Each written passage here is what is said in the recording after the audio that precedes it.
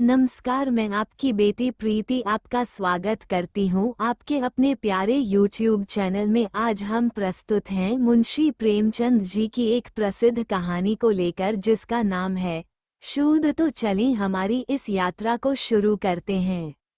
बूढ़ा 8-10 दिन से कम न लगेंगे, मगर घबराने की कोई बात नहीं, तुम्हें किसी बात की तकलीफ न होगी। अब तक गौरा को अपने गांव लौटने की आशा थी। कभी न कभी वो अपने पति को वहां अवश्य खींच ले जाएगी, लेकिन जहाज पर बैठकर उसे ऐसा मालूम हुआ कि अब फिर नाता टूट रहा है। वह देर तक घाट पर पड़ी रोती रही। जहाज और समुद्र देखकर उसे भय हो रहा था, हृदय दहला जाता था। शाम को जहाज खुला। उस समय गौरा का हृदय एक अक्षय भय से चंचल हो उठा।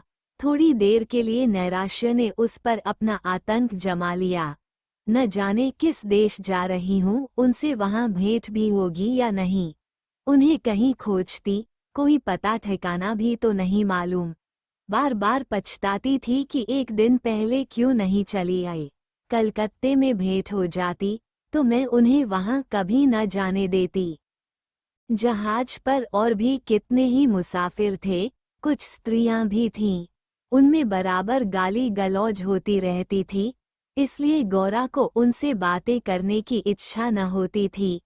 केवल एक स्त्री उदास दिखाई देती थी।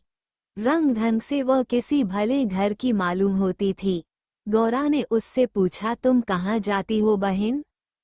उस स्त्री की बड़ी बड़ी आंखें सजल हो गईं। बोली, क्या बताऊं बहन, कहाँ जा रही हूँ? जहाँ भाग्य लिए जाता है वहीं जा रही हूँ। तुम कहाँ जाती हो? गौरा, मैं तो अपने मालिक के पास जा रही हूँ। जहाँ ये जहाज रुकेगा वह वहीं नौकर हैं। मैं कल आ जाती तो उनसे कलकत्ते में ही भेंट हो जाती। आने में देर हो गई। क्या जानती थी कि वो इतनी दूर चले जाएंगे, नहीं तो क्यों देर करती। स्त्री, अरे बहन, कहीं तुम्हें भी तो कोई बहका कर नहीं लाया है? तुम घर से किसके साथ आई हो? गौरा, मेरे आदमी ने तो कलकत्ता से आदमी भेजकर मुझे बुलाया था। स्त्री, वो आदमी तुम्हारी जान पहचान का था? गौरा, नहीं, उसी तरफ का एक बूढ़ा ब्राह्मण था। स्त्री, वही लंबा सा, दुबला पतला, लकलक बुढ़ा, जिसकी एक आंख में फूली पड़ी हुई है। गौरा, हाँ हाँ वही। क्या तुम उसे जानती हो? स्त्री, उसी दुष्ट ने तो मेरा भी सर्वनाश किया है। ईश्वर करे उसकी 7 पुश्तें नरक भोगे, उसका निर्वंश हो जाए, कोई पानी देने वाला भी न रहे, कोड़ी होकर मरे। मैं अपना वृतांत सुनाऊं तो तुम समझोगी कि झूठ है, किसी को विश्वास न आएगा। क्या कहूँ, बस यही समझ लो कि इसके कारण मैं न घर की रह गई न घाट की। किसी को मुंह नहीं दिखा सकती, मगर जान तो बड़ी प्यारी होती है।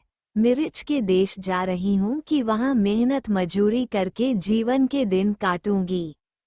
गौरा के प्राण नदी में समा गए। मालूम हुआ जहाज अथाह जल में डूबा जा रहा है। समझ गई कि बूढ़े ब्राह्मण ने दगा की। अपने गांव में सुना करती थी कि गरीब लोग मिर्च में भर्ती होने के लिए जाया करते हैं, मगर जो वहां जाता है वह फिर नहीं लौटता। हे भगवान, तुमने मुझे किस पाप का ये दंड दिया? बोली, यह सब क्यों लोगों को इस तरह छल कर मिर्च भेजते हैं? स्त्री, रुपये के लोभ से। और किस लिए? सुनती हूँ आदमी पीछे इन सबों को कुछ रुपये मिलते हैं। गौरा, तो बहन वहां हमें क्या करना पड़ेगा? स्त्री, मजूरी। गौरा सोचने लगी, अब क्या करूं? वो आशा नौक जिस पर बैठी हुई वह चली जा रही थी, टूट गई थी। अब समुद्र की लहरों के सिवा उनकी रक्षा करने वाला कोई न था। जिस आधार पर उसने अपना जीवन भवन बनाया था वह जलमग्न हो गया। अब उसके लिए जल के सिवा और कहीं आश्रय है? उसको अपनी माता की, अपने घर की, अपने गांव की सहेलियों की याद आई, और ऐसी घोर मर्म वेदना होने लगी मानो कोई सर्प अंतस्तल में बैठा हुआ बार बार डस रहा हो। भगवान, अगर मुझे यही यातना देनी थी तो तुमने मुझे जन्म ही क्यों दिया था? तुम्हें दुखिया पर दया नहीं आई? जो पिरो हुए हैं उन्हीं को पीसते हो। करुण स्वर से बोली, तो अब क्या करना होगा बहन? स्त्री, यह तो वहां पहुंचकर मालूम होगा। अब मजूरी ही करनी पड़े तो कोई बात नहीं, लेकिन अगर किसी ने कुदृष्टि से देखा तो मैंने निश्चय कर लिया है कि या तो उसी के प्राण ले लूंगी या अपने प्राण दे दूंगी। ये कहते कहते उसे अपना वृत्तांत सुनाने